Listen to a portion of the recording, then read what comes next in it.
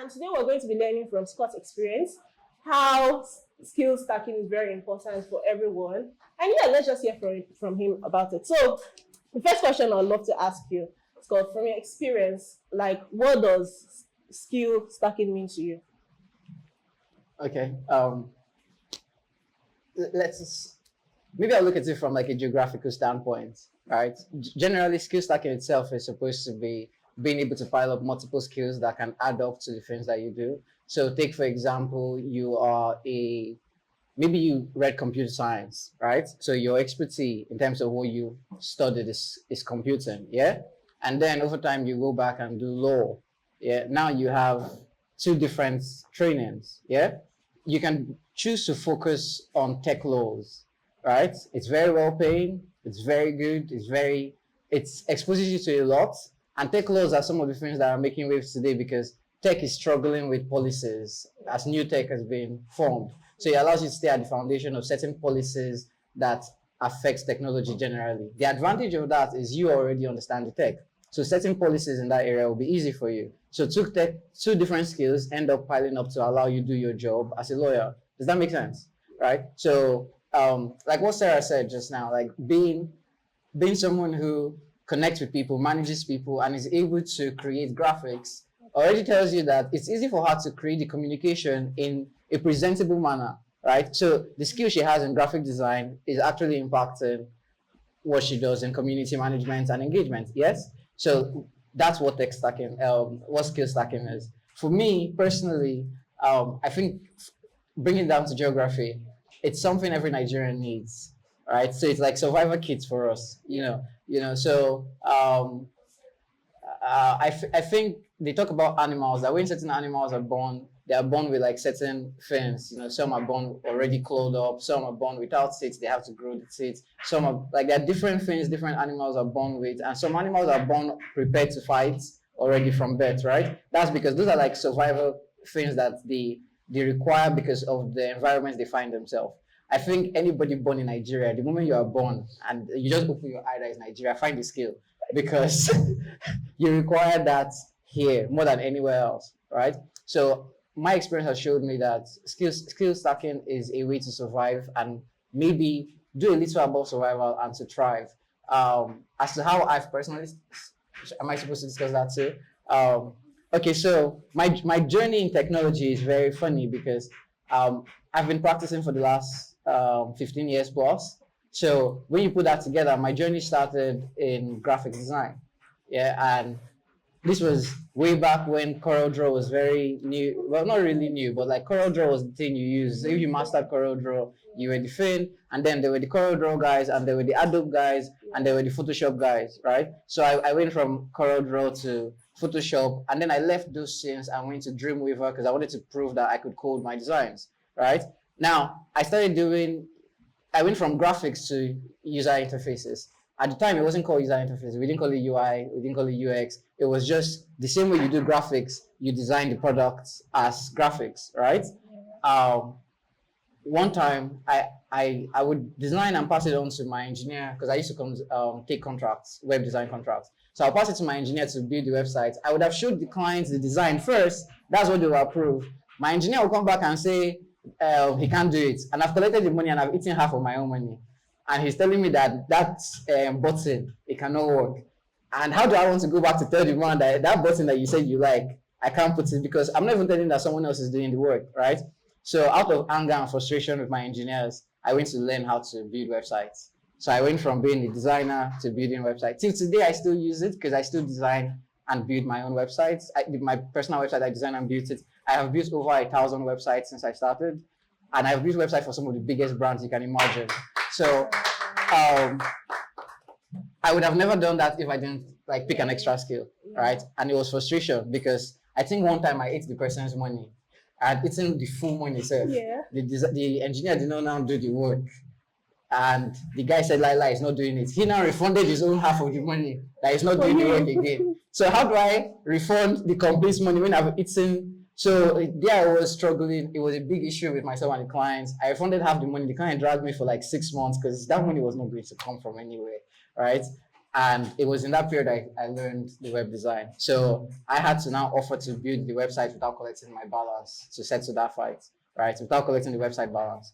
Anyways, I went from that to I stayed in engineering for a long time. I kept building and building, and then in 2014, I went into social media management, and it wasn't called so no 20 not 2014 in 2012 entering 2011. It wasn't called social media management, at least not here, right?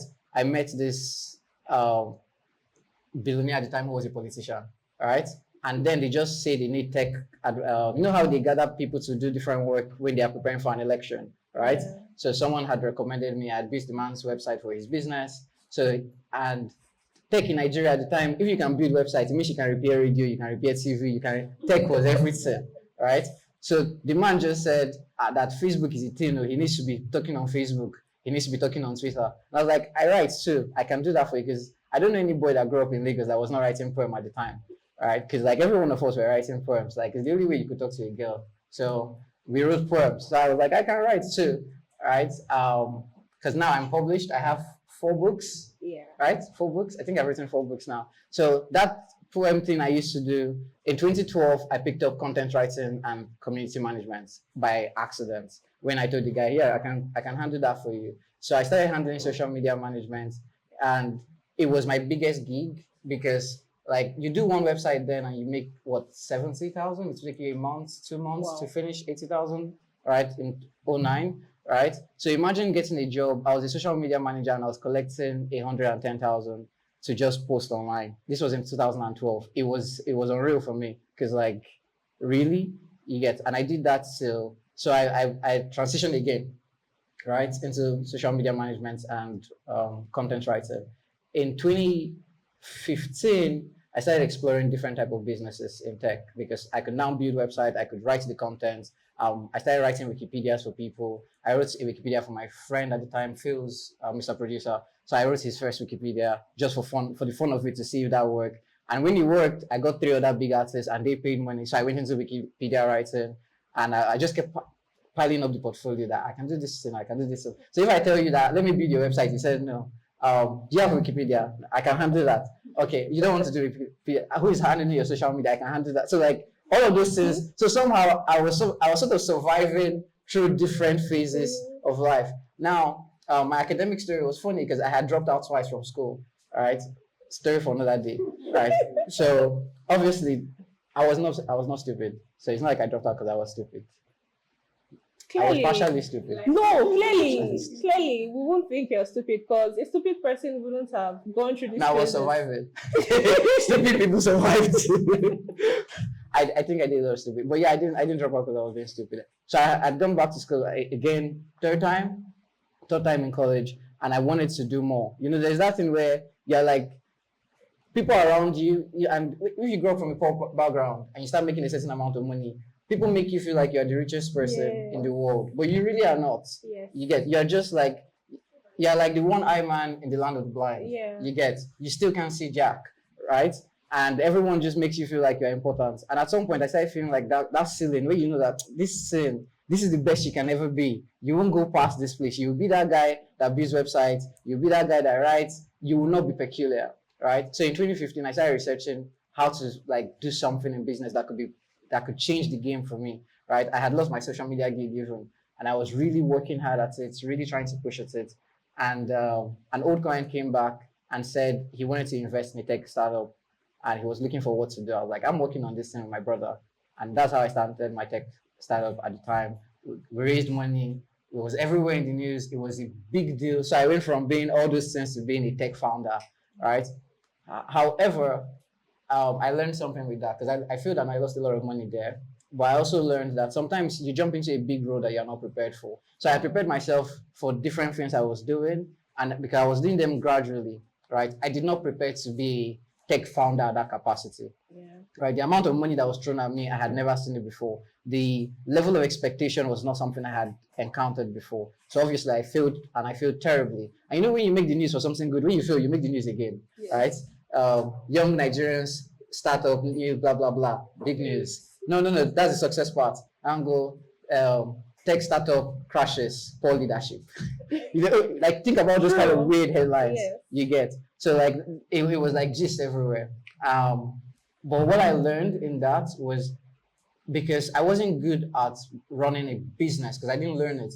I had mastered building products unconsciously because I was building websites, I was creating the design, I was creating the content. So I knew how to work with people who were doing all of those things as well, right? So when I started the company, I was good with my tech team, right? So even though I didn't know how to think business, I knew how to get the design person to design something that would work. I knew how to work with my engineers because I understood the engineering so we could communicate. So all of those things became a strong skill in product, right? And then in 2019, I got a call from a US company that wanted me to manage their product. And it was an AI product when AI was still like playing in the business, right? And I jumped into it and I've been practicing product till now. So all of these skills somehow has added up. They make up my life today. Obviously, I've learned business over time, right? Because this, I can advertise on. Yes, ma'am. This is one of our businesses. So like it gives joy to see that like over time, things that you feel that right because you've sort of gathered all of those skills, they pan out. They pan out and they add up and they take you to where you're going. So that's skill stacking. Continue.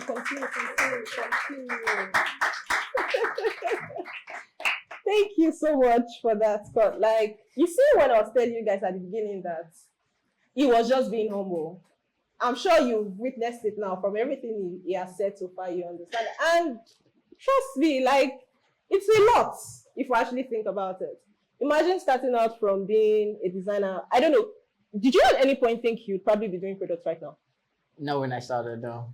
Not when I started. You just see how it's like step by step. Situation, things happen. And I think if not for the fights that I said that I had to fight with someone, you wouldn't have learned engineering, you wouldn't have learned how to be developer. And I think that's something that everyone here, you need to know. Have an open mind. I would say always have an open mind. Because if you didn't have an open mind, I think maybe when the issue came up and they needed a developer to do something, then you will see you will just probably give up and start looking for ways to gather the money, to raise the money so you could pay back the person that brought in the gig. But because he had an open mind, he had to think, okay, why don't I just do this thing by myself? And he was able to do it. I know a lot of people, I'm saying this because I know several people that if I tell them this, oh, Sarah, I'm sorry, I can't do it. So have you attempted it? Have you tried to do it and it didn't work out for you before you said, oh, I can't do it? So always keep an open mind in whatever it is that you do in your career and whatnot. Because if you don't, learning is going to be difficult. You are not going to want to grow. You keep thinking that, oh, let's say, for example, because you're a community manager and an opportunity comes for you to go beyond being a community manager, maybe for you to probably lead partnerships in an organization. And then you now start saying, no, I don't know how to like relate to businesses. Yeah. I can only discuss with consumers, like the ground-based people. And because of that, you wouldn't want to go and learn. But by the time I say, okay, don't worry, I'll take up the role. I will simply learn on the job, which is something I think, like, let's not even talk about my own man. Because I think till date, I'm still learning on the job in various areas that I find myself. And thank you. I think this will now lead to my next question based on everything you've said. What advice would you give to individuals looking for complementary skills that they need to stack in their industry? Okay. I don't really like giving advice again. I've given someone advice that they threatened me in Anonymous before. Actually. So let's say this is not an advice. This is an opinion. Because all advice are really just opinions, right? Like nothing is written in stone. Nothing is guaranteed. Nobody knows tomorrow. Right? I can tell you get a tech skill, and tomorrow agriculture will be what it will be. Or robots could take over the world and we have to destroy tech and go back to like surviving. So you now realize that you should probably pick a boxing skill, right? So like I really don't give advice because I think I've self-awareness has taught me that nothing is really guaranteed. No one knows anything, right? We all like to sound smart, but we don't know jack because we don't know beyond our experience, and our experience is the past, right? Like if all I know is the past, why should I be able to tell you about what to do in your future? Because I don't even know my own, right? However, However, if the trend of things remain the way they are, right, following the hypothesis that nothing changes and we're progressing at the rate that we are, the counsel is you definitely want to pick a tech skill, right? You definitely want to pick a tech skill. And my counsel would be learn it afraid, learn it practicing. I like what you said about learning on the job, right? Learning on the job. I've heard people who say stuff like, but I'm not really into tech. If I'm to take my data analysis side and look at the trend, it means you are not going to be into anything in your life in the next 5 years. Sure. Right? Because nothing is okay. So my area in tech now, I practice at an industry level where what I'm doing with the people I'm doing it with, you don't practice for this long and you want to just stay where you are. So you start thinking, okay, how can you now like change the game completely? And you find that you're not the only person thinking about that. Everyone is bored and tired, right? So now everybody is thinking, okay, tech is the thing as a tool. It's not the thing as the solution, right? Every other thing is the solution. How does tech play a role there? So in the makeup industry, because I did this thing with the global makeup industry recently, and what they are doing is how to infuse technology in makeup. Now you start asking yourself, like, what concerns tech with makeup? Let me shock you. So there's a new technology that we are proposing and working on where the machine will study skin tones, right? And by studying skin tone, we'll be able to create masks that people can wear and it will not look like a mask. So you never have to apply makeup again. Just wear the mask and that's it, right? It will be your face, right? Now, if that tech actually comes to fruition, because they are testing it out with different things, if that tech comes to fruition, the person who learns makeup and said they are not interested in tech, what do you think becomes of them? Actually, obsolete over time, right? Over time, they will become obsolete. Their industry will remain. So please, I'm not saying this industry will die. The industry will remain. The skill that they have will become obsolete, right? Content writing that we all do today, you already know, right? ChatGPT is like is the best content writer you can think of, and people are training it every day. People tell you that the machine will give you crappy answers. It depends on the kind of question you ask.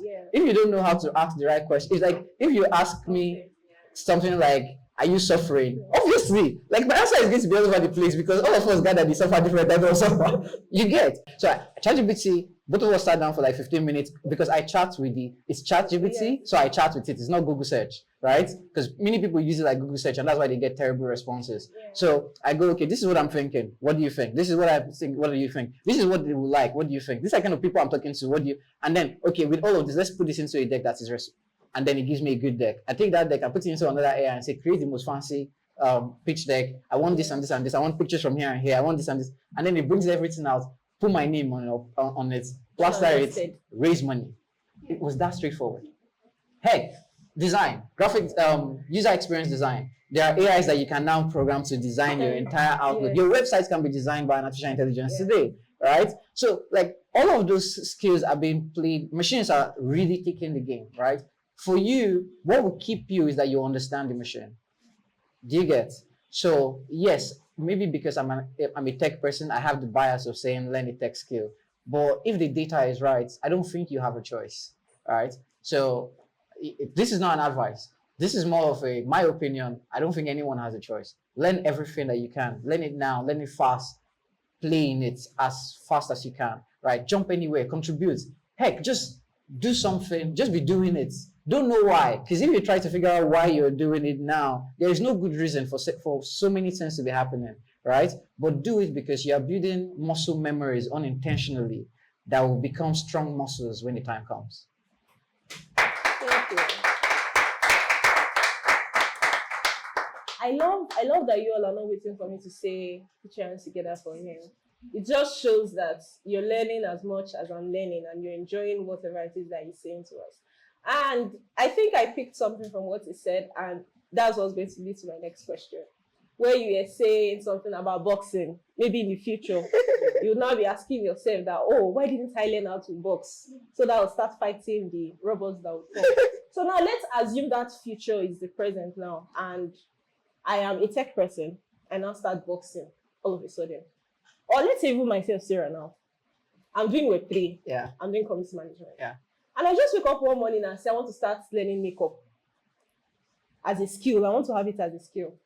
And while I'm learning makeup, I say, oh, I want to start learning how to dance. Not just any kind of dance, break dance now. It's a skill now, come on. It's a skill, right? Yeah. And I'm doing break dance. Out of there, I say, oh, I want to add to my skill. I want to have a very long portfolio.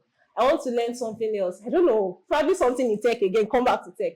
Now, how do you know that these skills that you're stacking, I don't know. they will end up being valuable, or you are just overdoing it, or you are just doing too much? You don't ask me jam question. Okay, that's a very good question. Let me think. That's a very good question. Okay. How many of you were up last night? I was up last night. I don't like boxing. I hate boxing. I dread it. But I was up last night to watch the boxing match. Right? I was up till 4 a.m. Trying to watch that boxing. How many of you saw it?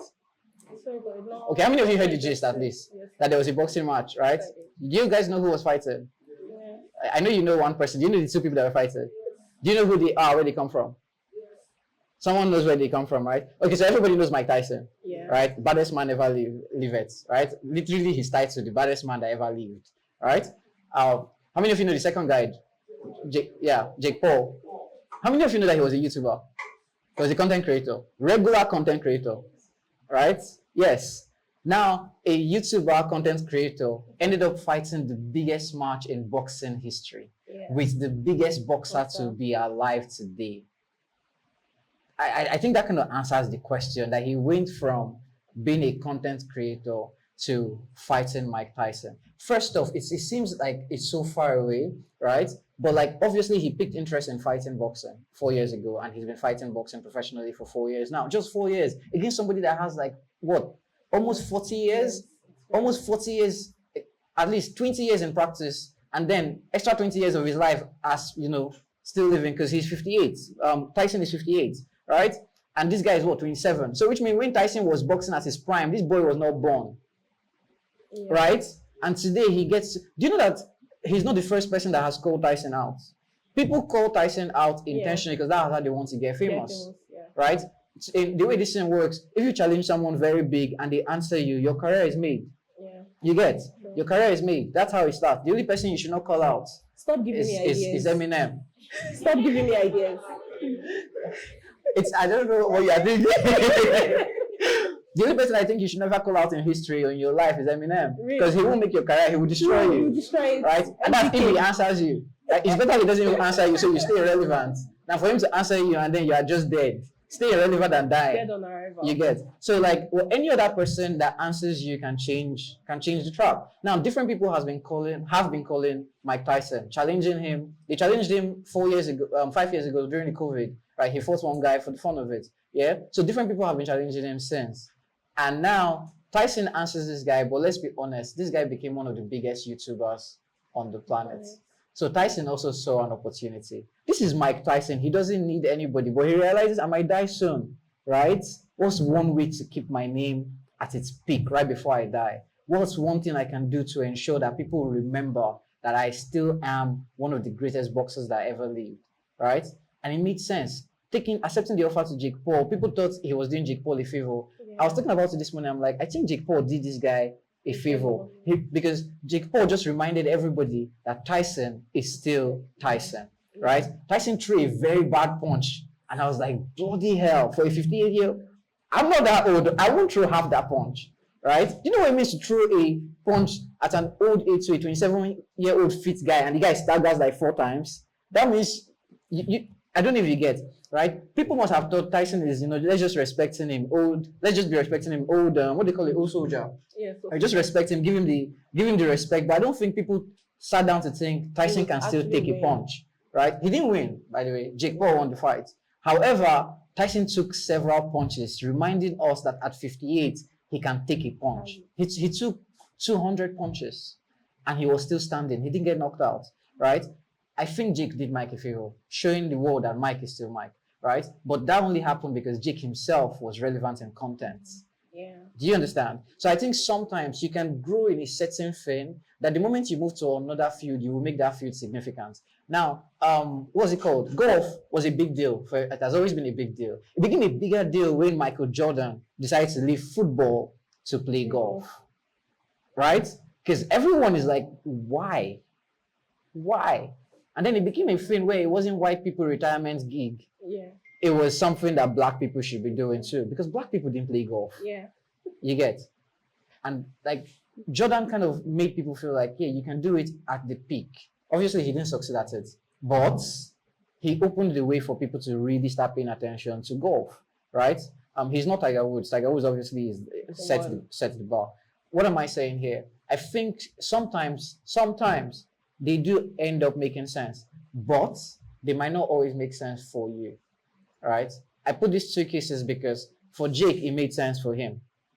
For Jordan, it didn't make sense for Jordan, but it has opened the doorways for other people. So sometimes you do that thing and it might not change anything for you. It might not mean anything for you, but your sibling will see that it was easy. Well, not easy. Your sibling, someone following you, someone who believes in you will go, wait, I can do that too, right? There's a young lady I know today who is she's well-to-do, right? She recently moved to Malta and she's one of the highest paid female engineers in terms of how long she's been doing engineering. She's been doing engineering for three years, just 3 years, and she's very well paid. Now, guess what she was doing before she came into engineering? She was a tailor. I'm not talking about like professional, successful tailor, like tailor inside shop tailor, right? And then one of her guys ended up telling her that he was making $1,000 because he went to do engineering, and she was like, "That's possible, right?" And this guy actually ended up losing the job when she was learning. That could have discouraged her, but she just went.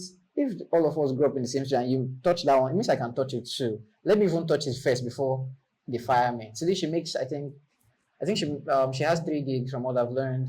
I think she makes a total of about $16,000 or $18,000 a month, right?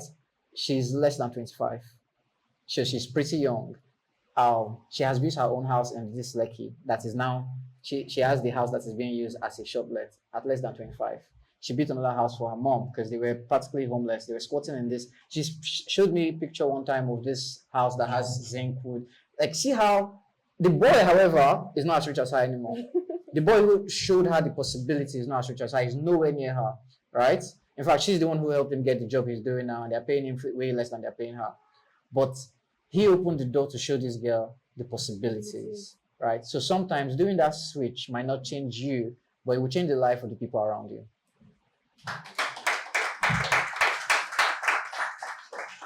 So that question I just asked him was on a personal level. I needed to have an answer on that, and thank you for saying that, because I'm honestly thinking of learning boxing or be a full-time makeup artist. Or come on, you could be calling me for gigs. It's not a bad idea. But you see, yeah. You said what? Exactly, like those people are making money. Wow. Like, they're making so much money. That was why I had to ask him that question, because maybe I may not want to do it on a professional level, but I'll be making money from it. Who cares? As long as I'm securing the bag. But yeah. But you might accidentally make up someone that would like be very, because of your current network in tech, you can end up doing makeup for someone who ordinarily, like, makeup artists won't get access to. Yes. And thank you for saying that. You just reminded me of someone. So I know someone that was like very much in the modeling space. I don't know if you know her, Akele Ruth. Ruth used to be like one of like the biggest models we have here in Nigeria. She went to the UK and whatnot. All of a sudden, this girl said she stopped doing modeling. She stopped modeling. Ask me what she's doing. She's a big time makeup artist in the UK. For modeling gigs, like for fashion shows and whatnot. She does makeup for people. And how did she get this connect? From being a model, she learns the skill of makeup, and now she's doing the makeup of other models, and they're paying her big time. Now think of London Fashion Week. Yeah. Think of the access she has. The people of like the 1% of the 1% in the fashion industry. Those are the people that she's not chilling with. Those are the people she's doing makeup. So come on. Yeah, I know I'm not making a bad decision saying I want to go into makeup. So don't worry. I might learn makeup too. Really? We could do it together. It depends. We could do it together. Okay. We'll plan to it. Serious? Yes. Oh yeah, no. See, you guys will just be laughing until one day we'll post. Okay, now. All right. Okay. So Scott, while you're telling your story, something kept going through my mind. I love to learn. I'm someone that, just like you, if something is being thrown at me and I don't know how to do it, I would never say no, I don't know how to do it. I will first of all go and learn. But the truth is, while you're learning this new skill, don't forget to still have one skill Yeah. that's already existing, which you're also using to like Keep take going. gigs, exactly, to keep you on and whatnot. And by the time you now start doing all of these things, there are times you get fagged out, like there are times you get tired, and you just be like, "Oh man, no do again, man. Let me stick to the one I know how to do because it's not being like it's getting too much." Yeah. So how does one prevent burnout when you are doing all of these things? Because trust, I believe at one point or the other, there could be someone here who would have said, "Oh, she's doing this, but she wants to learn a new skill." But along the line, she's trying to, maybe she's a student. I think I get that a lot from Q&As from my community. That, "Ma, I'm a student, so aside being a student, I know how to sew, I make clothes. But now I'm trying to learn Web3. While I'm learning the basics of blockchain, I saw you post about Skill Up, and now you're telling us to go and learn like a skill in the blockchain space and not focus on just trading. Yeah. How can I manage all of these things? Because school is already stressing me out. Learning about the basics of blockchain is stressing me out. I have clients that are bringing tailoring gigs for me. It's stressing me out. And now he wants me to go and learn product management, or he wants me to learn graphic design. How will I handle all of this without crashing?" Man. Hey. So I've read well. Okay, that's another very good question. But it's an honest question because it's very realistic. Okay. So my brain is waiting. All right. Okay. First off, it's true. All right. It's not easy to like try to do all of those things. At some point, when people talk about being like the jack of all trade and master of none, and it makes you feel bad because like you're just jumping and jumping. Sometimes you could come off as confused. Yeah. Right? Sometimes you come off as confused. So it's very real that like burnout is not even the only thing. It can get very discouraging. Yeah. Sometimes you have all those skills and none of them is really even paying the bills. None of them is really like getting you out. You're just, like I said, you're just surviving. You're that place of survival. So like, so it's not easy. All right. There are shortcuts. I'm just not the right person to talk about shortcuts because like my life doesn't reflect any of that. So I don't have experience in shortcuts. All right. So forgive me to just talk about my own angle of experience, which is the long way around. Does that make sense? Yes. All right. Suffer with it. All right. Suffer with it. I don't know the demography here. I'm judging by the looks of your face, but if you judge by the looks of my face, then you'll be wrong as to what my age range would be, right? So I don't know the actual age range here. But I was talking to my brother recently, my little brother, and I was telling him, hey, he's 22, I think, and I was telling him that look, this is the best time to suffer. Yeah. Because you might think you don't have time now. Wait till you're 40. Just wait. You think you're like, I don't have time. Just wait till you're 40. Heck, wait till you're 30. All right? Because I thought the same thing. When I was 15, I didn't think I had time. It's like, there's no time to do all those things. When I was 20, I didn't think I had. When I was 20, and now I started thinking about I was thinking about when I was 30, and I was like, I had so much time at 30. I should have been doing stuff.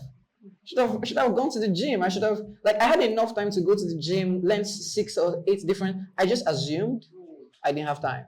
Right? What I was doing was I was busy doing nothing. Okay. Like I had activities but no progress. No real work with activity. Right? We get so drowned with activity when we're younger that we assume we're busy. We really are not.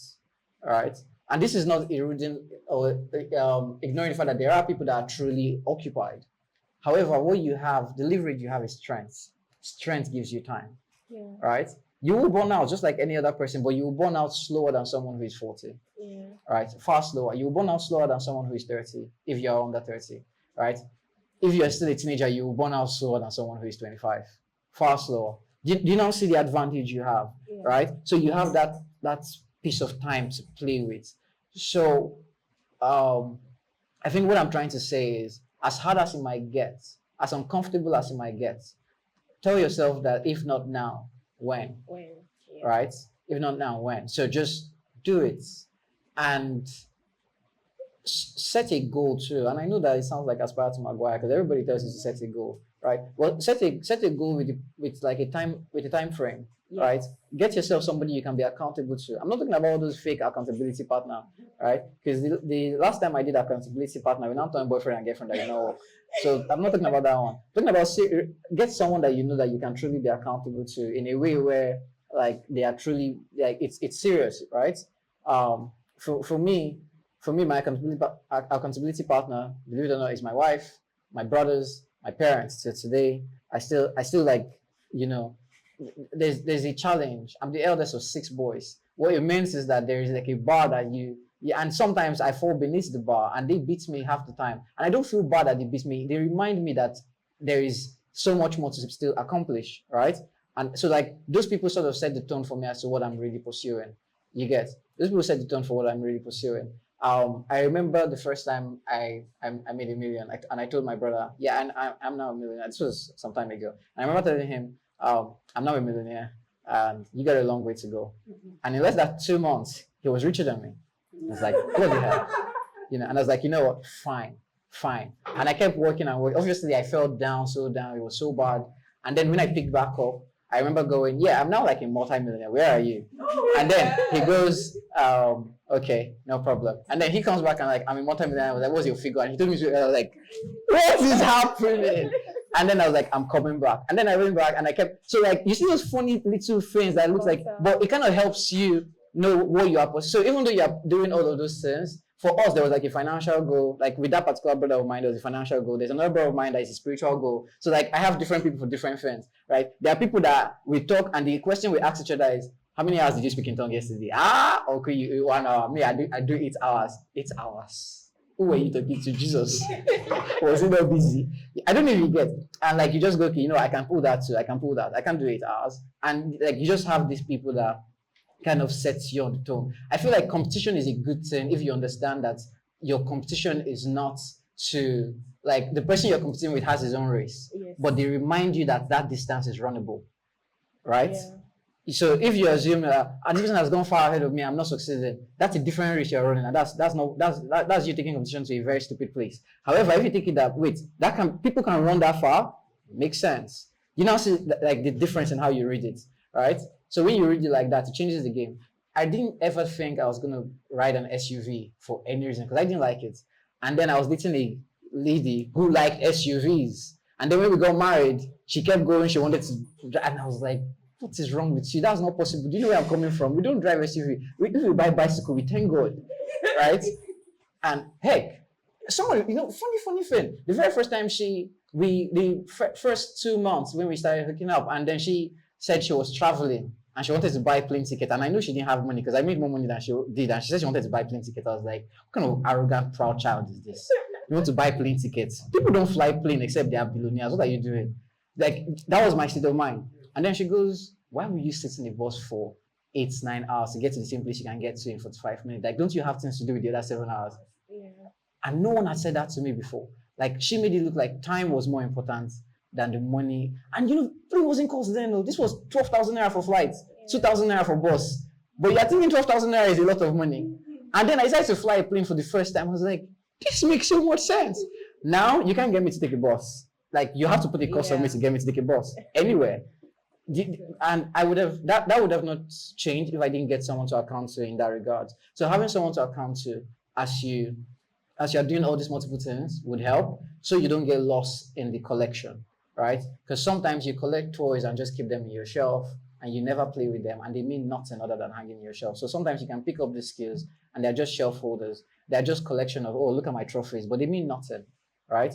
But if you have an accountability partner, they remind you why you got them, what you're supposed to be doing with them. I think, yeah. But yeah, learn it nonetheless. Thank you. Thank you so much, Scott. I think I would want to add a point to this. How to avoid burnout when you're doing so much and stuff. I think another thing is we should learn to prioritize things. Yeah. So you're learning a new skill, you already have an existing skill, you're probably a student. You should learn to, I think in economics it's called scale of preference or what. Yep, scale of preference. You should know which one that you want to prioritize more. Like, weigh all of them and know the one that, oh, this one, even if I do it for the next 5 years, it's probably not going to give me the same results that As this the other other one one. will give to me in the next 5 years, or this one is going to give to me in the next 5 years. Then that would help you know which one you should focus give the on. most attention to, Yeah. and the one that you should give the least attention to. And adding to that, when you're not talking about giving attention, you should also do what they call time management. Because thereon you could, I think you said something about you are busy, you may be busy doing nothing. You think you are very busy. Since morning I've been on my laptop. What have you been doing on your laptop? If you go and check, most of the time you were probably on one particular web page for like 3 hours because your phone, a WhatsApp message probably came in, Yeah. or an Instagram message came in, and you stopped what you were doing. You went to read the WhatsApp message. You went to watch TikTok is even the worst. The moment you just open TikTok like this, before you know, you are scrolling like 20 videos. Then you now remember, oh, I was actually doing something on my laptop. Then you drop your phone and go back to your laptop. Time management, I think the most popular one that everyone uses is the Pomodoro technique, which I actually use too.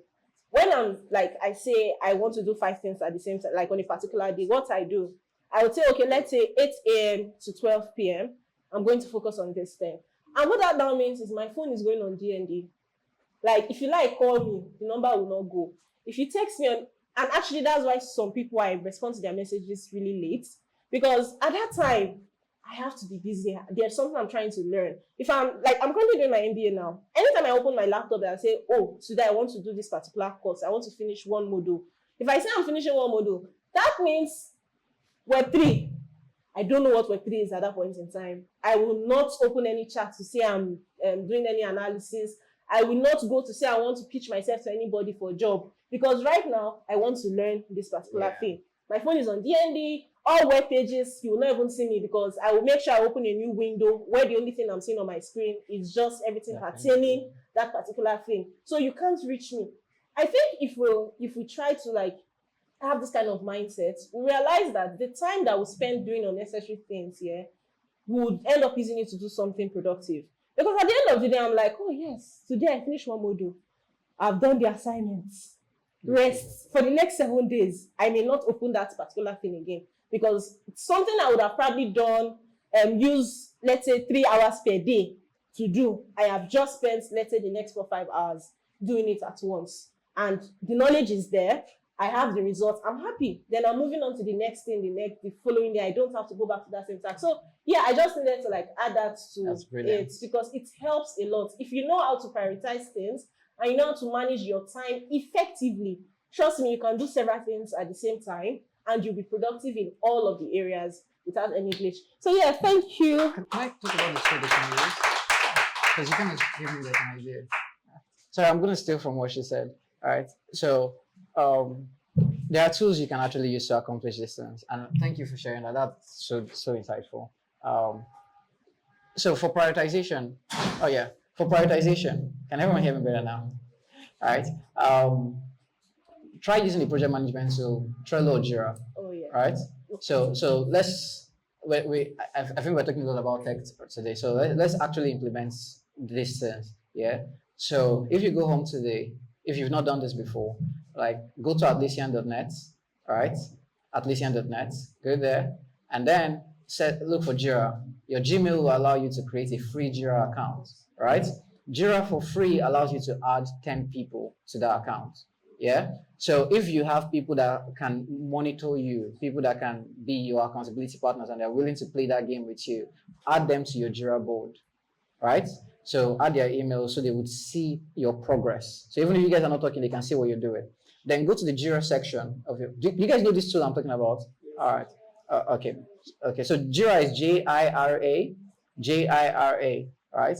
So use Jira, and when you open, like I want to give like how to use it so it's easy to just start, right? Because I think the only real difference that would happen is if we actually just start anything that we're hearing, right? So invite the people. You see the invite section, invite user teams, right? Invite them. They can see your board. Go to the section that says backlog, right? Backlog, like BACKLOG, right? Go to that section, click on it, and you will see where you can add issues, right? So think about what you want to accomplish the rest of the year. From today, the 15th or the 16th? 16th. So this is 16th of November down to the 31st of December, right? Think about what you think you want to accomplish, right? Those things are called epic, the big things you want to accomplish, right? Create the epics. They should not be more than 3 because you don't have that much time, right? Like from now to December, it's too short.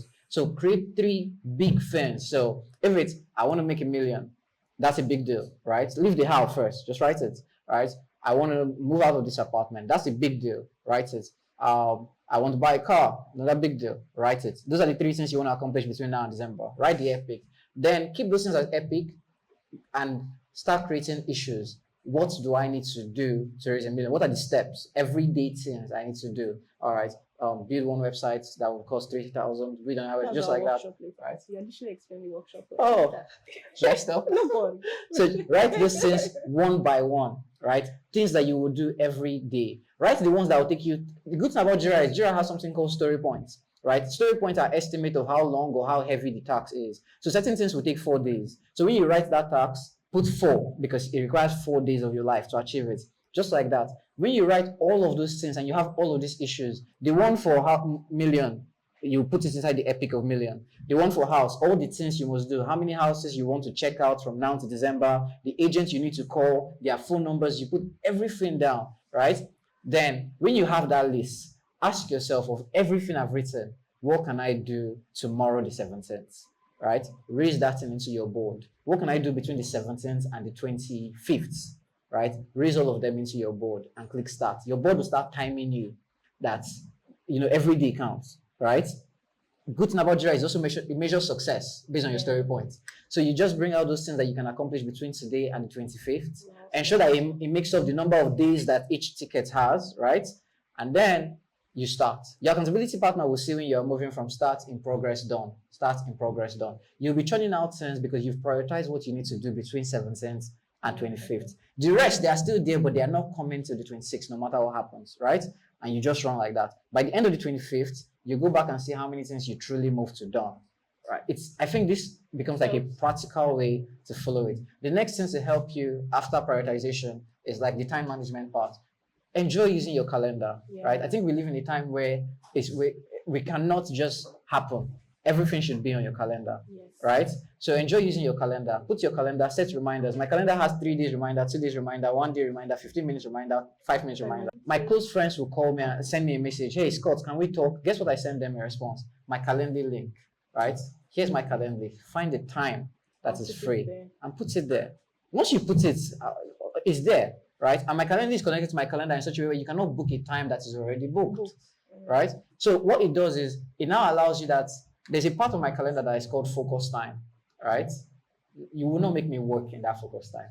Even if the world is ending, it's that focus time. I'm doing nothing. I would rather watch TV or spend time with my wife, but nothing is going on between that time. There's another time for family in my calendar, right? I just play and gist. If you come to my house around that time, I'm just talking. I can talk about anything, any stupid thing. But you see, I'm not doing anything responsible because it's just for me and my family. I don't know if you get. And you see that time, you still can't block it because I've blocked it, right? I'm not the best at sticking to my calendar, but one thing I think it has done, it has helped me to be more structured. If you put these 2 things together, I think it will help you do everything Sarah said, and I feel like that's the best thing to do.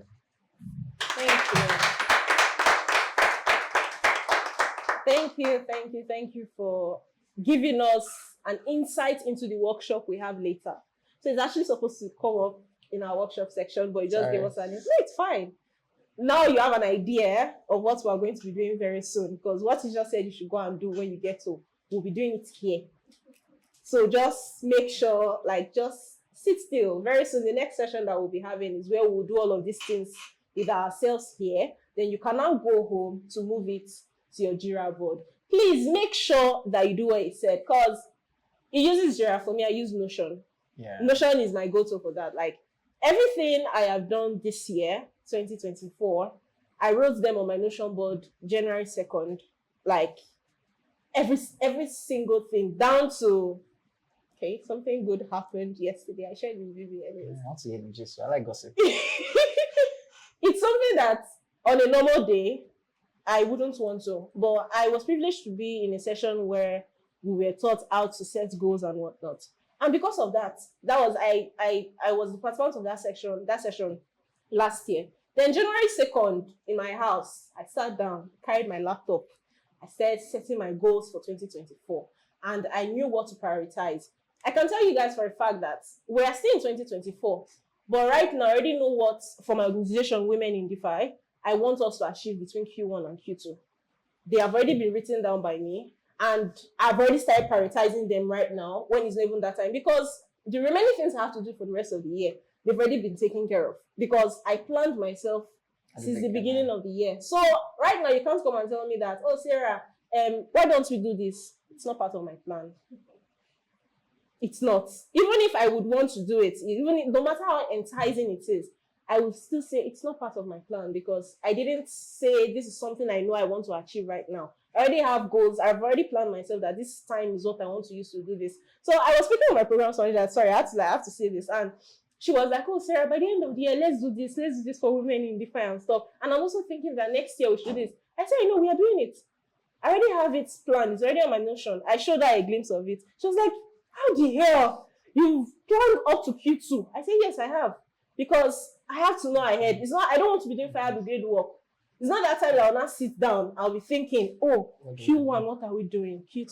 So don't worry. In today's workshop, we're also going to be learning how to plan ahead like this. So by next year, 2025, for whatever thing, the plans you have for your career, or your workspace, or your workplace, or anything at all you want to achieve, you can also use the same templates for each of these other areas to grow. So please, another round of applause to Scott for a wonderful session. Thank you. Hold on. At this point,